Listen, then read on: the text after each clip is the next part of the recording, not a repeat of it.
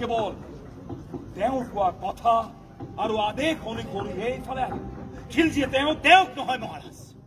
তেওঁক নহয় মোক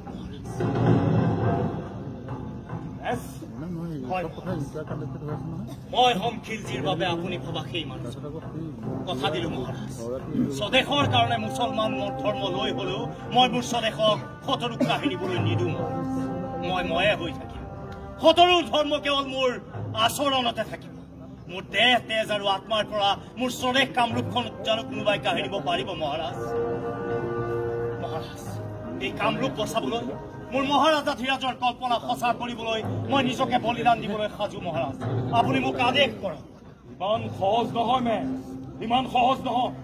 খিলজীৰ শিবিৰত আপুনি মুছলমান হৈ সম্পূৰ্ণ দেহে মনে নিজকে সলাব লাগিব সঁচা কিন্তু আপোনাৰ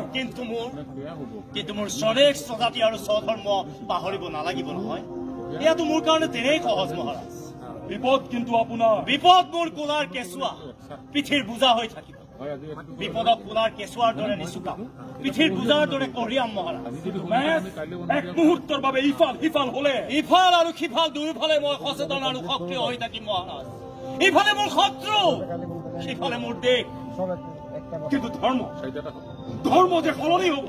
ৰাজনীতি মহাৰাজ ৰাজনীতি হয় মহাৰাজ